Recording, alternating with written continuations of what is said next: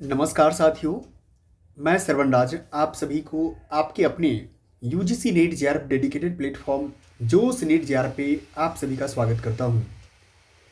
साथी आपको पता है कि हम लोग अभी आधुनिक काल यानी हिंदी साहित्य के इतिहास आचार्य रामचंद्र शुक्ल की पुस्तक में आधुनिक काल के अंतर्गत है, जिसको गद्य खंड भी बोलते हैं। इससे पहले हम लोगों ने 1900 से लेकर 1925 तक के कालखंड को देखा था।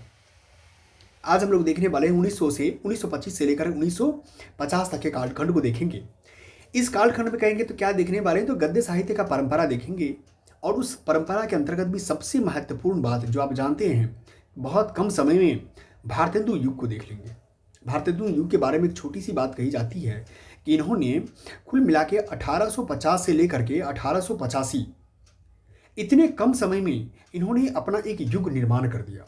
ठीक है, युग निर्माण करने के पीछे के कारण है कि इतने कम समय में इन्होंने जितनी काव्य लेखन दोनों चीज स्तर पे कर दिए, खासकर खड़ी बोली हिंदी बोली में इसने इतना किसी ने भी नहीं किया था। तो आज हम लोग ये पढ़ने वाले हैं। इससे पहले की चीज़ों को आदिकाल, भक्तिकाल, रीतिकाल को देखने के लिए आपको जाना पड़ेगा कहाँ? आपको जाना पड़ेगा हमारे प्लेलिस्ट में हिंदी साहित्य का इतिहास आचार्य रामचंद्र शुक्ल की पुस्तक में जाना पड़ेगा, संपूर्ण निचोड़ में। आप यहाँ जब जाएंगे तो आपको कुल मिला के सारे चीज़ यहाँ पर मिल जाएगा, तमाम वो लेक्चर। आप यहाँ क्या करेंगे, प्लस वाले आइकन को अगर क्लिक करके रख लेते हैं तो आपको सारे प्लेलिस्ट ही आपके पास कैप्चर हो जाएगा। ठीक है, आप 1 बाय 1 करके देखते रहिए। नेक्स्ट आता है कोर्सेज और प्लेलिस्ट में। कोर्सेज और प्लेलिस्ट में जब जाएंगे आप तो आपको ये मिलेगा कि आगामी जो एग्ज़ाम होने वाला है, आपको पता है कि 31 दिसंबर से लेकर के 7 जनवरी तक के बीच में आपका यूजीसी नेट का एग्ज़ाम होने वाला है। ठीक है, आपको पता है दिसंबर का यूजीसी नेट दिसंबर 2025। इसी को ध्यान में रखते हुए लास्ट 60 डेज जेआरएफ बैच निकाला गया है, जिसमें पेपर 1 और पेपर 2 की संपूर्ण तैयारी आपको मिल जाएगी। ठीक है, यहाँ पर क्रैश कोर्स भी है और बिगिनर स्टूडेंट कोई है तो उनके लिए 0 to हीरो बैच भी है, जो नेट दिसंबर के लिए है। ठीक है, पेपर ये ध्यान रखना कि पेपर 1 की संपूर्ण कॉन्सेप्ट प्लस क्वेश्चन दोनों चीज़, पेपर 2 का दोनों चीज़ कॉन्सेप्ट और क्वेश्चन दोनों चीज़, यानी कुल मिला के समझिए कि आपकी संपूर्ण हॉल एंड सॉल्व यहाँ पर तैयारी हो रही है। जब आप आगे देखते हैं मेरे साथ कि आधुनिक गद्य साहित्य परंपरा का प्रवर्तन में क्या देखा कि प्रथम उत्थान को हम लोगों ने 1925 से 50 तक के बीच में कुछ कालखंड को देखा, सामान्य परिचय इंट्रोडक्शन के तौर पे हम लोगों ने देखा। आज इसी को आगे बढ़ाते हुए हम लोग देखने की कोशिश करते हैं प्रकरण 2 गद्य साहित्य का परंपरा के प्रथम उत्थान में प्रकरण 2 पढ़ेंगे। इसमें आपको मैंने बताया था शुरुआत में, भारतेंदु हरिश्चंद्र को पढ़ने वाले हैं। ठीक है, इन्होंने अभिनय भी किया, ये आपको पता है, अपने नाटक या उपन्यास के अंतर्गत। इनका जन्म कहाँ पे होता है? काशी के एक संपन्न वैश्य कुल के में भाद्र शुक्ल 5 संवत 1907 को हुआ था और मृत्यु कब होगा? 35 वर्ष की अवस्था में। इतना समझो कि अल्पायु, क्या है? अल्पायु। ठीक है, अल्पायु ही कहा जाएगा 35 वर्ष की अवस्था में, 1941 के आसपास हो गए। ये 1941 कौन सा है? संवत। ठीक है, अब आगे चलते हैं। संवत 1922 में ये अपने परिवार के साथ जगन्नाथ जी आ गए। उसी यात्रा में उनका परिचय वंग देश के नवीन जगन्नाथ जी का मतलब ये होता है जगन्नाथ मंदिर के बारे में, जो उड़ीसा में है, पुरी में, उसके बारे में वंग देश की नवीन साहित्यिक प्रगति से हुआ। उन्होंने बंगला में नए ढंग के सामाजिक, देश दशांतर संबंधी, ऐतिहासिक और पौराणिक नाटक, उपन्यास आदि देखे। हिंदी में वैसी पुस्तकों के अभाव का अनुभव किया। वास्तव में आपको पता ही है कि हिंदी का किस प्रकार से सर सैयद अहमद खान जो है किस प्रकार से और गरसा ततासी जो है फ्रांस में रह करके किस प्रकार हिंदी के बारे में कटु बात से बोला करते थे कि हिंदी तो एक बेगबारों की भाषा है। ठीक है, तो इनको लगा कि भाई कमी है। ठीक है, इस कमी को कैसे पूरा किया जाए? संवत 1925 में उन्होंने विद्या सुंदर नाटक, क्या है? विद्या सुंदर नाटक बंगला से अनुवाद करके प्रकाशित किया। इस अनुवाद में ही उन्होंने हिंदी गद्य के बहुत ही सुडौल रूप का आभास किया। इसी वर्ष उन्होंने कवि वचन सुधा, क्या है? कवि वचन सुधा नाम की एक पत्रिका निकाली, जिसमें पहले पुराने कवियों की कविताएं छपा करती थी, पर पीछे गद्य भी रहने लगे। 1930 में उन्होंने हरिश्चंद्र मैगजीन, क्या नाम है? हरिश्चंद्र मैगजीन नाम की एक मासिक पत्रिका निकाली। इसका नाम 8 संख्याओं के उपरांत हरिश्चंद्र का, क्या नाम है? हरिश्चंद्र चंद्रिका हो गया। हिंदी गद्य का ठीक परिष्कृत रूप पहल इसी चंद्रिका में प्रकट हुआ। जिस प्यारी हिंदी को देश ने अपनी विभूति समझा, उसको जनता ने उत्कंठापूर्वक दौड़ कर अपनाया। उसका दर्शन इसी पत्रिका में हुआ था। भारतेंदु ने नई सुधारी हुई हिंदी का उदय इसी समय माना है। उन्होंने कालचक्र नाम की अपनी पुस्तक में नोट किया है, हिंदी नए चाल में ढली। क्या लिखा है? हिंदी नए चाल में ढली, यानी सन 1873 के आसपास की बात है ये। इस हरिश्चंद्री हिंदी के आविर्भाव के साथ नए नए लेखक भी होने लगे। आपको पता है कि जब मैं इसे कल का कक्षा कर रहे थे, उसमें कई सारे लेखकों का नाम मैंने आपको बताया था। आगे हम देखेंगे तो आपको बता देते हैं। चंद्रिका में भारतेंदु आप तो लिखते ही थे, बहुत से और लेखक भी उन्होंने उत्साह देकर तैयार किया। जैसे कुछ नाम कह सकते थे, स्वर्गीय पंडित बद्री नारायण चौधरी। क्या नाम है? बद्री नारायण चौधरी। बाबू हरिश्चंद्र के संपादन कौशल की बड़ी प्रशंसा किया करते थे। बड़ी तेजी के साथ वे चंद्रिका के लिए लेख और नोट लिखते थे, मैटर को बड़े ढंग से सजाते थे। हिंदी गद्य साहित्य की इस आरंभ काल में ध्यान देने की बात है कि उस समय जो थोड़े से गिनती के लेखक थे, उनमें विदग्धता और मौलिकता थी। उनकी हिंदी होती थी, वे अपनी भाषा की प्रकृति को पहचानने वाले थे। बंगला, मराठी, उर्दू, अंग्रेजी के अनुवाद का वो तूफान जो 25-30 वर्ष तक पीछे चला, जिसके कारण हिंदी का स्वरूप ही संकट में पड़ गया था, उस समय नहीं था। उस समय ऐसे लेखक न थे जो बंगला की पदावली और वाक्य जो का त्यों रखते हो, और अंग्रेजी वाक्यों और मुहावरों का शब्द प्रति शब्द अनुवाद करके हिंदी लिखने का दावा करते हो। उस समय की हिंदी में न दिक अशांति थी, न कांदना, सिरहाना और छल अश्रुपात, न जीवन होड़ और कवि का संदेश, न भाग लेना और स्वार्थ लेना। ठीक है, अब आगे देखते हैं। मैगजीन में प्रकाशित हरिश्चंद्र का 5वें पैगंबर, मुंशी ज्वाला प्रसाद का कविराज सभा, बाबू तोताराम का अद्भुत अपूर्ण स्वप्न, बाबू कार्तिक प्रसाद का रेल का विकट खेल आदि लेख बहुत दिनों तक लोग बड़े चाव से पढ़ते थे। ठीक है, संवत 1931 की बात है। भारतेंदु जी ने स्त्री शिक्षा के लिए बाला बोधनी निकाली थी। इस प्रकार उन्होंने 3 पत्रिकाएं निकाली। इसके पहले ही संवत 1930 में उन्होंने अपना पहला मौलिक नाटक वैदिकी हिंसा हिंसा न भवती, क्या नाम है? नाटक है, क्या है? वैदिकी हिंसा हिंसा न भवती नाम का प्रहसन लिखा। ये याद रखिएगा, ये क्या है? प्रहसन है। इसमें धर्म और उपासना के नाम से समाज में जो प्रचलित अनेक अनाचारों का जघन्य रूप दिखाते हुए उन्होंने राजा शिव प्रसाद को लक्ष्य करके खुशामदियों और केवल अपनी मानव वृद्धि की फिक्र में रहने वालों पर छींटे छोड़े। भारत के प्रेम में मतवाले, देश हित की चिंता में व्यग्र हरिश्चंद्र पर सरकार की जो कुदृष्टि हो गई थी, जिसके कारण बहुत कुछ राजा साहब ही समझ पाते थे। गद्य रचना के अंतर्गत भारतेंदु का ध्यान पहले नाटकों की ओर गया।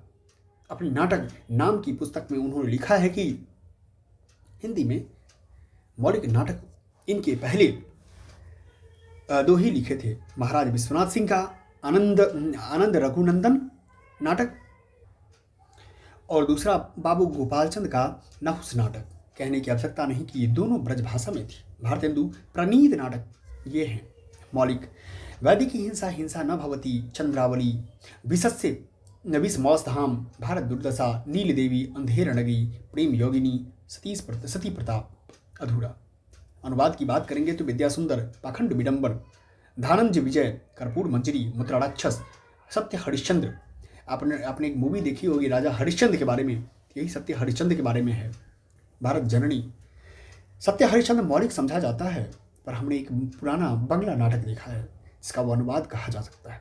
कहते हैं कि भारत जननी उनके एक मित्र का किया हुआ बंग भाषा में लिखित भारत माता का अनुवाद था, जिसे उन्होंने सुधारते सुधारते सारा फिर से लिख डाला।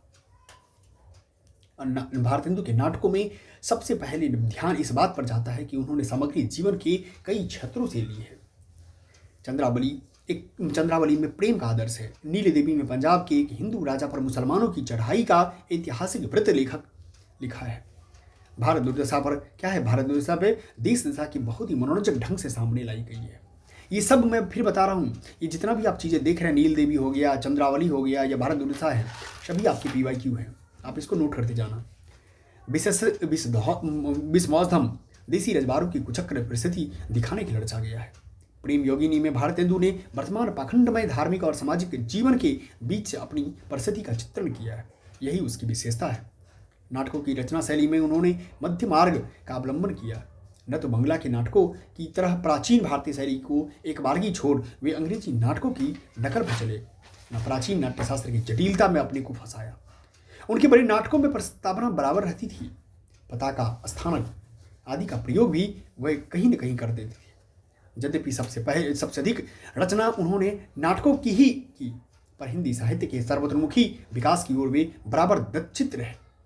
कश्मीर कुसुम, बादशाह दर्पण आदि लिखकर उन्होंने इतिहास रचना का मार्ग ले दिखाया। अपने पिछले दिनों में वे उपन्यास लिखने की ओर प्रवृत्त हुए थे। पर चल बसे कौन भारतेंदु हरिश्चंद्र के बारे में। विशुद्ध वाणी के अत्यंत सरस कवि, हिंदी के हृदय कवि थे। इसे एक और तो उनकी लेखनी से श्रृंगार रस के ऐसे रसपूर्ण और मार्मिक कवित्व सवैये निकले कि उनके जीवन काल में ही चारों ओर लोगों के मुंह से सुनाई पड़ने लगे। दूसरी ओर स्वदेश प्रेम से भरी हुई उनकी कविताएं चारों ओर देश के मंगल का मंत्र सा फूकने लगी। उनकी सर्वतोमुखी प्रतिभा के बल से एक ओर तो पद्माकर द्विजदेव की परंपरा में दिखाई पड़ते थे, दूसरी ओर बंगदेश की माइकेल और हेमचंद्र की श्रेणी में, एक और तो राधा कृष्ण की भक्ति में घूमते हुए नई भक्तमाल गूंथे दिखाई पड़ते थे। दूसरी ओर मंदिरों में अधिकारियों और टीकाधारी जो भक्तों की चरित्र की हंसी उड़ाते और मंदिरों और स्त्री शिक्षा, समाज सुधार आदि पर व्याख्यान देते पाए जाते थे। प्राचीन और नवीन का ही सुंदर सामंजस्य भारतेंदु की कला का विशेष माधुर्य है। ठीक है, खासतौर पर साहित्य के नवीन युग के आदि में प्रवर्तक के रूप में खड़े होकर उन्होंने यह भी प्रदर्शित किया कि एक नए या बाहरी भावों को बचाकर इस प्रकार मिलना चाहिए कि अपनी ही साहित्य के विकसित अंग से मिले। खासतौर पर प्राचीन नवीन के उस संधिकाल में जैसी शीतल कला का चमत्कार अपेक्षित था, वैसा ही शीतल कला में के साथ भारतेंदु का उदय हुआ, इसमें संदेह नहीं। हरिश्चंद्र के जीवन काल में ही लेखकों और कवियों का एक खासा मंडल चारों ओर तैयार हो गया। उपाध्याय पंडित बद्रीनारायण चौधरी, पंडित प्रताप नारायण मिश्र, बाबू तोताराम, ठाकुर जगमोहन सिंह, लाला श्रीनिवास दास, पंडित बालकृष्ण भट्ट, पंडित केशव राम भट्ट, पंडित अंबिका दत्त व्यास, पंडित राधाचरण गोस्वामी इत्यादि कई प्रौढ़ और प्रतिभाशाली लेखकों ने हिंदी साहित्य के इस नूतन विकास में योग दिया था। भारतेंदु का अस्त तो संवत 1941 में ही हो गया था, पर उनका यह मंडल बहुत दिनों तक साहित्य निर्माण करता रहा। अस्त का मतलब मृत्यु की बात हो रही है, गोलोक गमन की बात हो रही है। अनेक प्रकार के गद्य प्रबंध, नाटक, उपन्यास आदि लेखकों की लेखनी से निकलते रहे। जो मौलिकता इन लेखकों में थी वह द्वितीय उत्थान के लेखकों में न दिखाई पड़ी। भारतेंदु जी ने हम दो प्रकार की शैलियों का व्यवहार पाते हैं। उनकी भावावेश की शैली दूसरी है और तथ्य निरूपण की शैली दूसरी। भावावेश की भाषा में प्राय वाक्य बहुत छोटे छोटे होते हैं, पदावली सरल बोलचाल की होती है। इसमें बहुत प्रचलित साधारण फारसी अरबी के शब्द भी कभी कभी पर बहुत कम आ जाते हैं। चंद्रावली नाटिका से उद्धृत अंश देखिए। कहाँ से? चंद्रावली नाटिका से कुछ लाइन कही गई है, मैं आपको पढ़ के सुनाता हूँ। ठीक है, कहते हैं कि झूठे झूठे झूठे झूठे ही नहीं विश्वासघातक, क्यों इतनी छाती ठोक हाथ उठाकर लोगों को विश्वास दिया। आप ही सब मरते चाहे जहन्नुम में पड़ते, भला क्या काम था इतना पचड़ा किया। किसने इस उपद्रव चाल करने को कहा था? कुछ ना होता, तुम रहते, बस चैन था, केवल आनंद था। फिर क्यों यह विस्मय संसार किया? बखेरिए इतने बड़े कारखाने पर बेहाई परले सिरे की, नाम बिके लोग झूठा कहे, अपने मारे फिरे पर बाहर शुद्ध बेहाई पूरी निर्लजता, लाज तो जूतों मार के पीट पीट के निकाल दिया है। जिस मोहल्ले में आप रहते हैं लाज की हवा भी नहीं आ जाती। देखो क्या क्या लिखा हुआ है। हाय एक बार भी मुंह दिखा दिया होता तो मत वाले बने क्यों लड़ कर सिर फोड़ते। काहे को ऐसे बेशरम मिलेंगे हुक्मी बेहया हो। जहां चित्त की किसी अस्थाई क्षोभ की व्यंजना है और चिंतन के लिए कुछ अवकाश है, वहां की भाषा कुछ अधिक साधु और गंभीर और वाक्य कुछ खड़े हैं, पर अन्वय जटिल नहीं। जैसे प्रेम योगिनी में सूत्रधार के इस क्या सारे संसार के लोग सुखी रहे। हम लोगों का परम बंधु पिता मित्र पुत्र सब भावनाओं से भावित प्रेम की एकमात्र मूर्ति, सौजन्य की एकमात्र पात्र, भारत का एकमात्र हित, हिंदी का एकमात्र जनक, भाषा नाटकों की एकमात्र जीवन दाता हरिश्चंद्र ही दुखी हो। नेत्रा में जल भर कर हाँ सज्जन शिरोमणि कुछ चिंता नहीं, तेरा तो माना है कि कितना भी दुख हो उसे सुख ही मानना। मित्र तुम दूसरों का उपकार और अपना उपकार दोनों भूल जाते हो। तुम्हें इनकी निंदा से क्या? इतना चित्त क्यों क्षुब्ध करते हो? स्मरण रखो, ये कीड़े ऐसे ही रहेंगे। तुम लोग बहिष्कृत होकर इनके सिर पर पैर रख कर के विहार करोगे, इन घूमोगे। तथ्य निरूपण या वस्तु वर्णन के समय कभी कभी उनकी भाषा में संस्कृत पदावली का कुछ अधिक समावेश होता है। इसका सबसे बड़ा चढ़ाव उदाहरण नील देवी के वक्तव्य में दिखता है। अब देख सकते हैं कैसा है इसको। आज बड़ा दिन है, क्रिस्तान लोगों को इससे बढ़कर कोई आनंद का दिन नहीं नील देवी का है, किंतु मुझको आज उल्टा दुख है। इसका कारण मनुष्य स्वभाव सुलभ ईर्ष्या मात्र है। मैं कोई सिद्ध नहीं कि राग द्वेष से विहीन हूं। जब मुझे अंग्रेज रमणी लोग मेद सिंचित केस राशि कृत्रिम कुंतल जूट मथ्या रत्नाभरण विविधावरण वर्ण वसन से भूषित छिन्न कटिदेश कसे निज निज पतिगण के साथ प्रसन्न वदन इधर से उधर फर फर कर की पुतली की भांति फिरती हुई दिखाई पड़ती है, तब इस देश की सीधी साधी स्त्रियों की हीन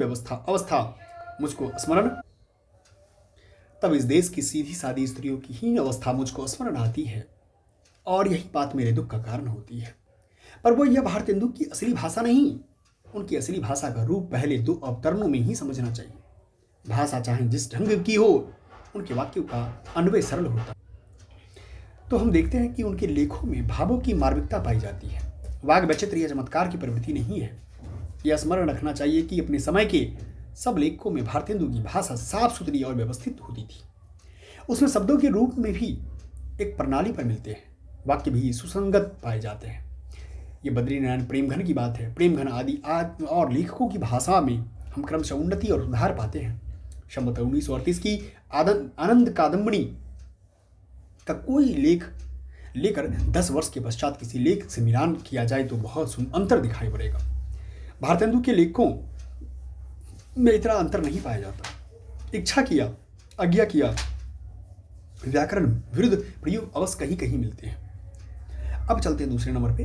हम लोगों ने अभी तक देखा भारतेंदु हरिश्चंद्र को देखा। अब हम देखते हैं दूसरे प्रताप नारायण मिश्र को। किसके? प्रताप नारायण मिश्र को।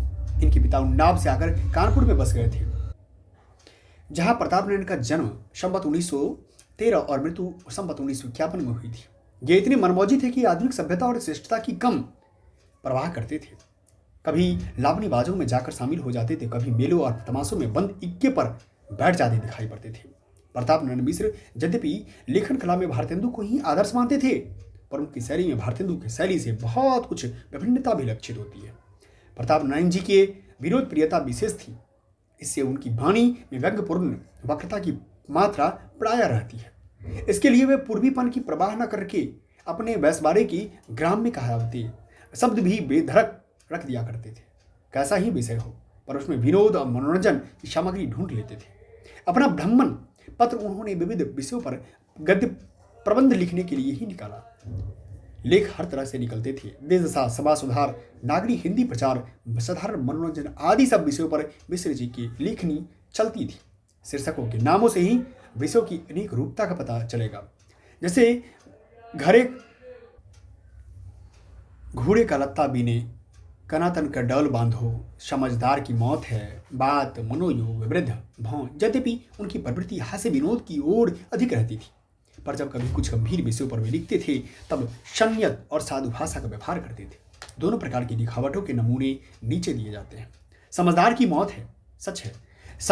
सबते भले हैं मूड जिन्हें न व्यापे जगत गति, मजे से पराई जमा गबक बैठना, खुशामदियों से गप कर मारा करना, जो कोई तिथि त्योहार आग पड़ा तो गंगा में बदन धारी आना, गंगापुत्र को 4 पैसे देकर सेत में धर्म मूर्त धर्म अवतार का खिताब पाना, संसार परमार्थ दोनों तो बन गए पर काहे की है और काहे की खैक है, काहे की है काहे की खैक है।